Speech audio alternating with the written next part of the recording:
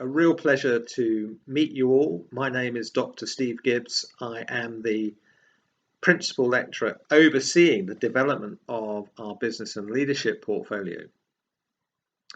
If you asked me what is the most pressing issue in the Northwest region at this time, I would say we are balancing the complexity of a changing world and the complicated technical elements of delivering our key performance indicators. And that's a really interesting tension, I think, for us as leaders.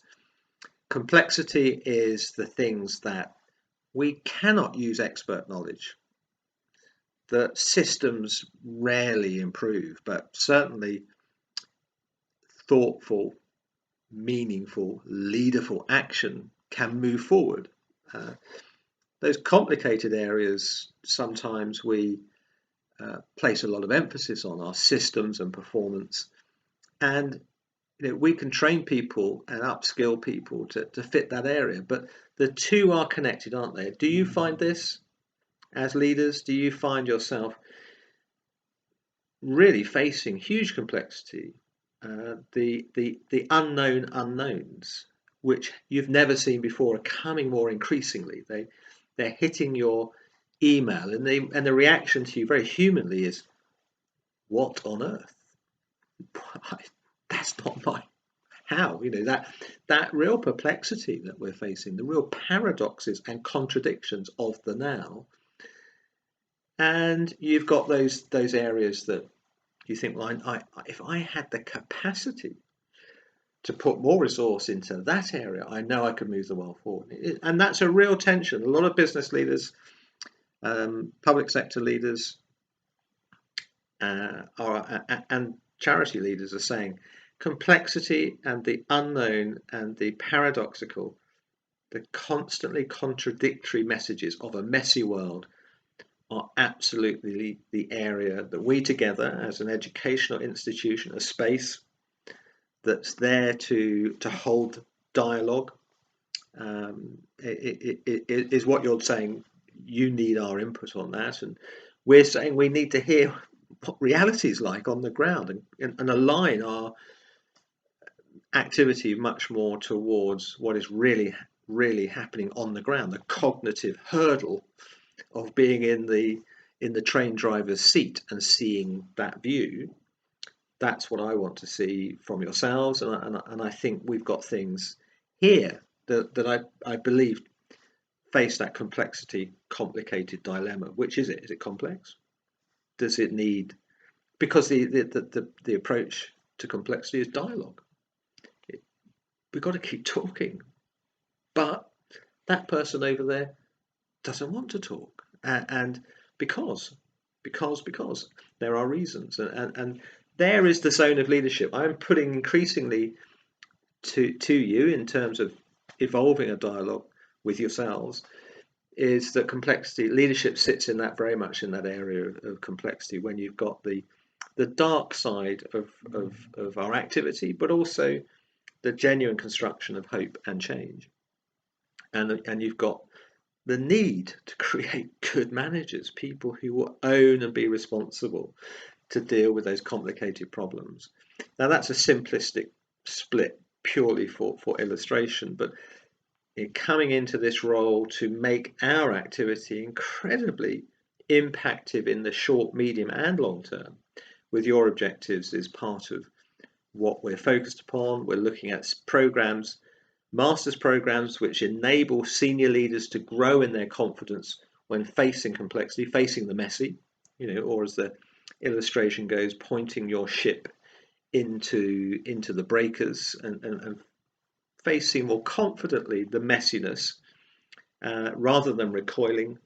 What does great research and great educational spaces bring to increasing your senior middle ranking leadership practice, and how do we help you with evolving great administrators and great managers who say, look, if you look at this in an intelligent way, we'll get to where we want to go faster. So those are sort of dilemmas I think we would like to work with you on. Increasingly, we have programs which are very much impactive now in those areas, and that's something that we're going to build on. But it's important that we have the opportunity to talk further.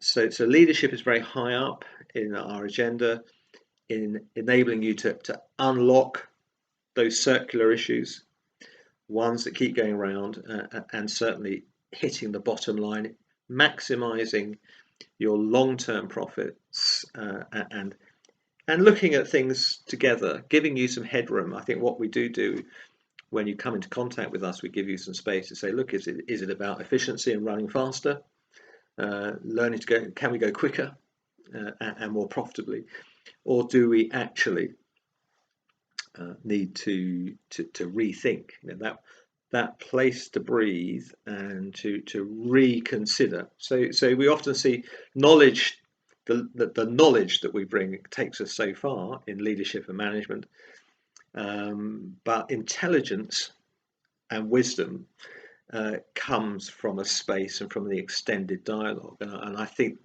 certainly when it comes to enabling your organization to be high performing and moving you forward, and that is a space that you need to have that encounter with the university. So we've got programs that are working at different levels. We've got senior programs for people who are ready to move to taking greater responsibility, and those that are really have done well. They're great operationalists. They've done really well with running their area, their department.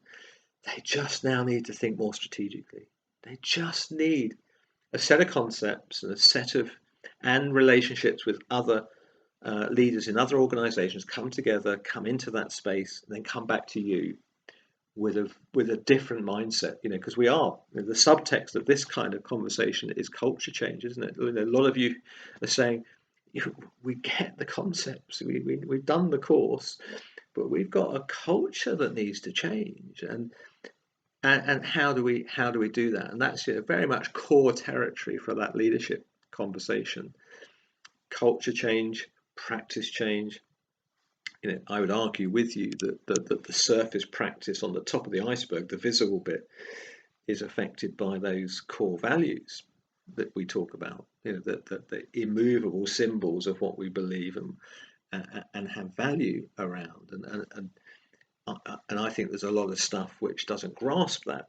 I think we're repositioning our activity to grasp that actually this is a very, very much a hard systems and soft systems, people, relational balance. And I'm not sure everyone gets that balance right. Certainly not in the educational teaching sphere. American business schools have had a lot to say, and I think we're finding within the more reflective context of a European management school mentality, a greater balance between soft relational systems that are complementing our harder systems, our processes, our policy, our bureaucratic adherence. So those are just some of the flavour of how we're aligning our programs to make a real impact to you. We've got a suite of activity that needs to be shaped by your reality.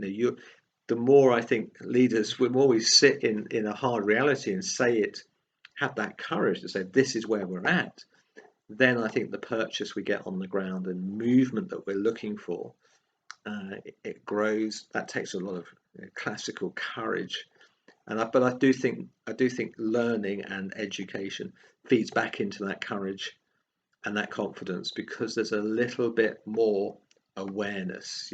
I think there's a lot of this discussion is about how we grow your awareness, your sensitivity to greater signals that are out there, and processing capacity for you humanly, you as leaders, to process more